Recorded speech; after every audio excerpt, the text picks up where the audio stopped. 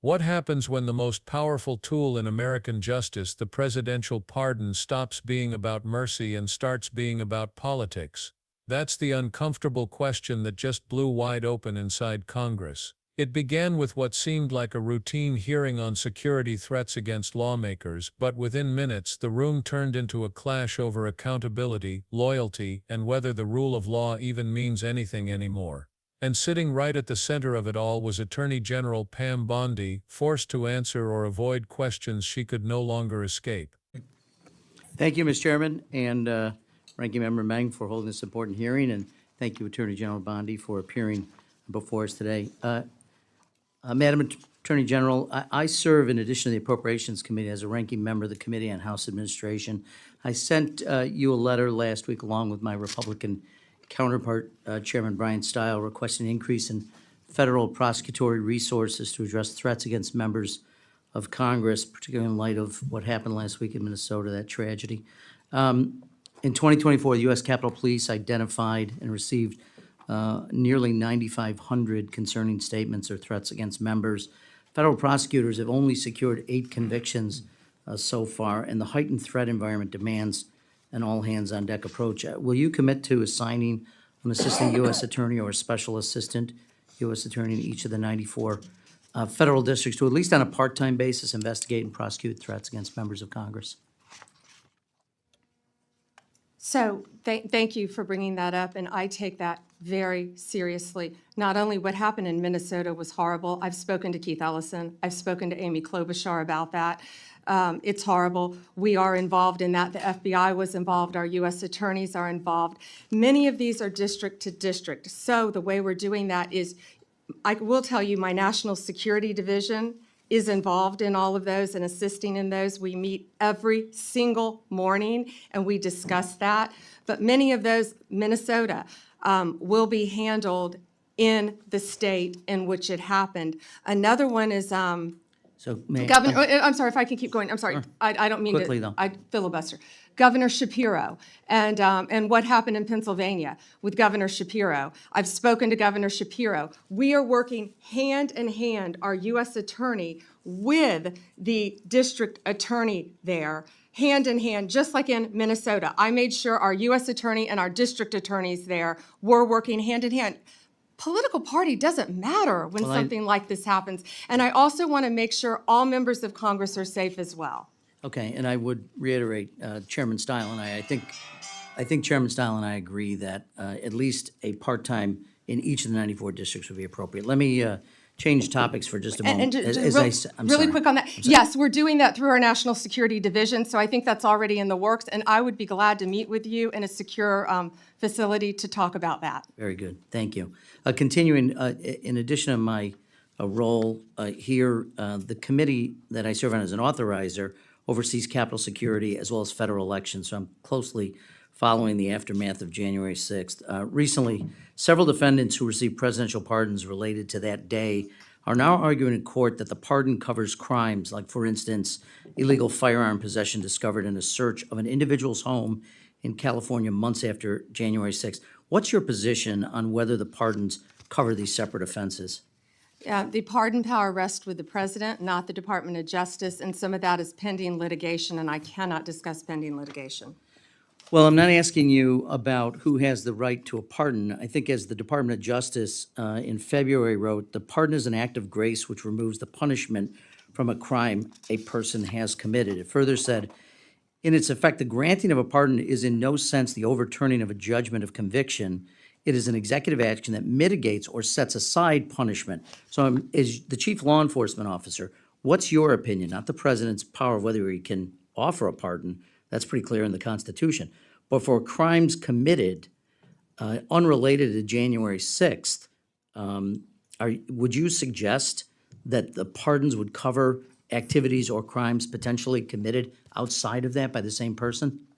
Well, I don't know if you're referring to Joe Biden pardoning his son after he said he would not pardon Hunter Biden, or the No, I actually commutation referred of to all January the 6th. I'm sorry. all the sentences that the people that were on death row. I've met with those families, No, and I- all of those sentences were commuted. I'm not going to comment on pardons on either side of the aisle.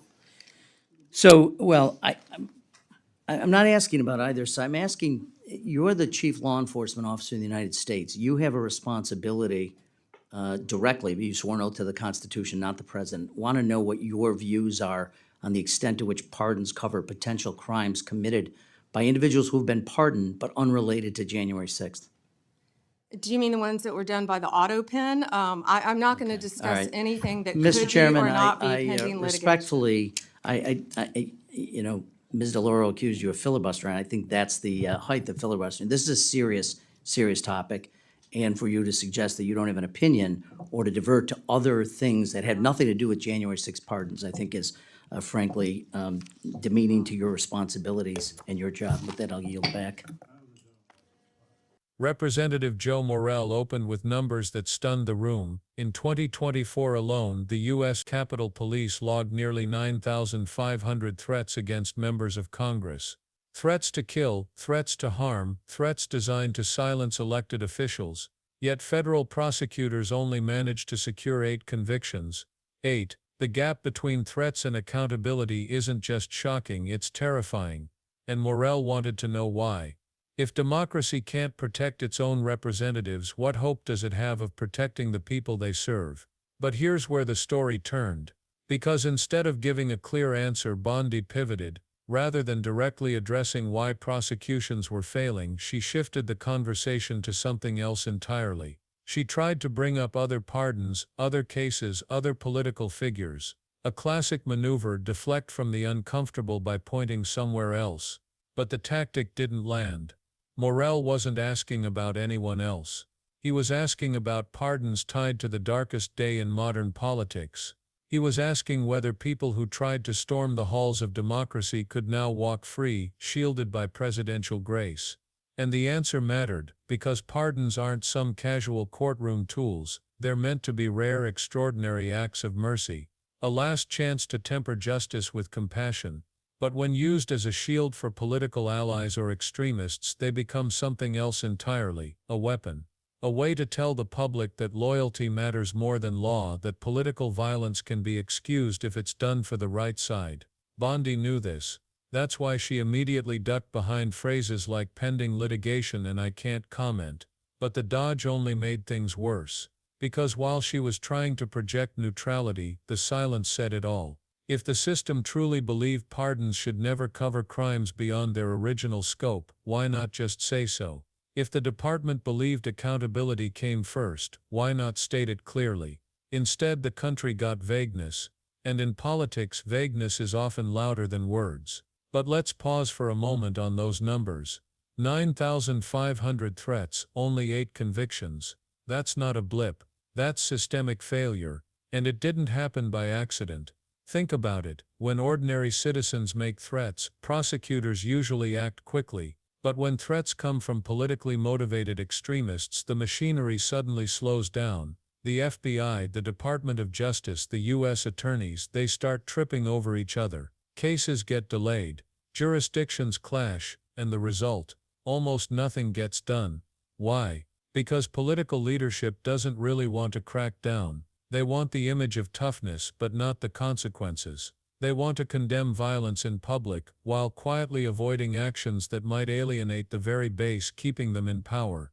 And that's the real scandal Morelle exposed. The problem isn't resources, it's willpower. The system isn't broken, it's functioning exactly as designed. To look strong on the surface, while protecting allies behind the scenes. And this is why pardons after political violence become so dangerous. Because once they're granted, they aren't just about one individual case. They set a precedent. They tell future leaders, if your friends break the law, just wait. A signature can erase it.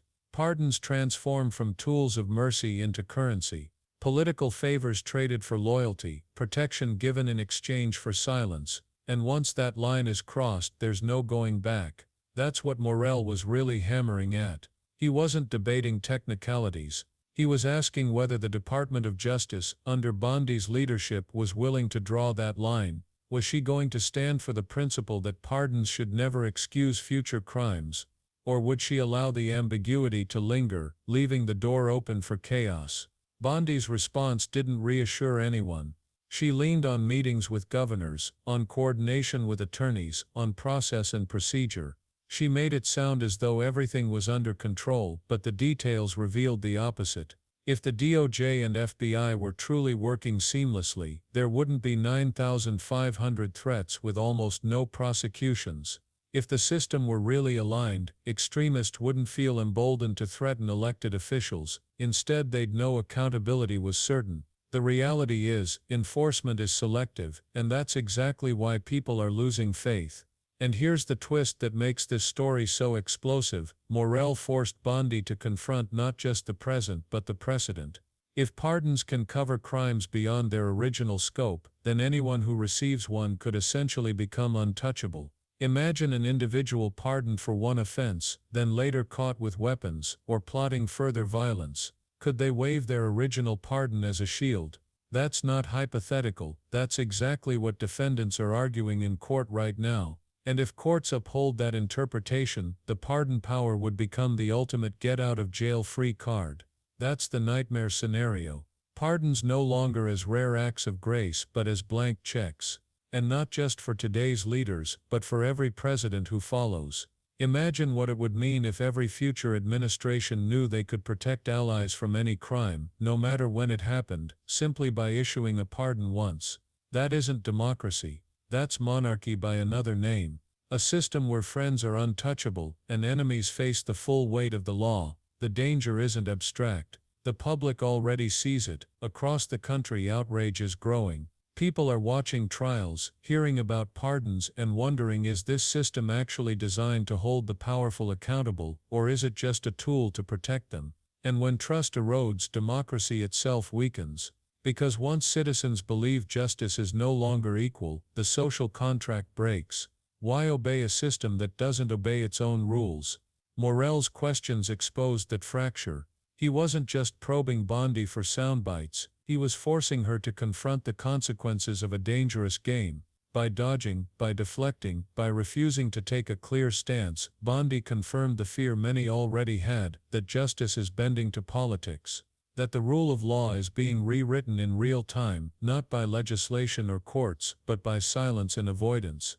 And that's why this exchange matters far beyond one hearing. Because what played out in that room wasn't just a clash between a congressman and an attorney general. It was a microcosm of America's biggest crisis: whether accountability can survive partisanship, whether violence can be excused in the name of loyalty, whether power now means freedom from consequences. For anyone paying attention, the answer is chilling. Pardons are being dangled like weapons.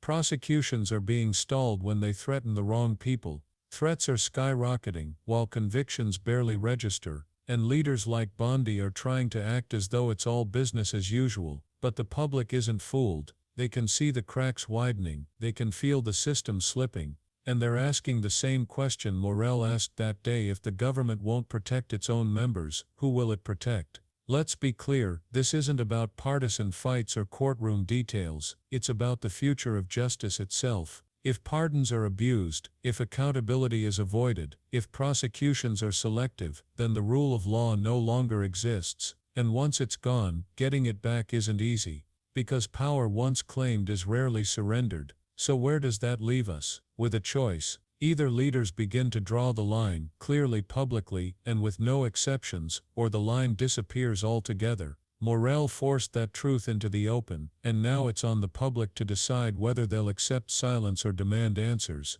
Pam Bondi tried to deflect, but in doing so, she revealed more than she intended. She revealed a system willing to protect power over principle, loyalty over law. And that revelation should scare every American, no matter their politics. Because if pardons become weapons, no one is safe. Not lawmakers, not citizens, not democracy itself. The question now isn't whether the pardon power can be abused. We've already seen that it can. The question is whether anyone has the courage to stop it before it destroys the foundation of justice altogether. So what do you think? Are pardons protecting democracy, or are they tearing it apart, piece by piece? Let us know in the comments. And if you found this breakdown eye-opening, don't forget to hit the like button, subscribe, and turn on notifications. The next video dives into an even bigger controversy you won't want to miss.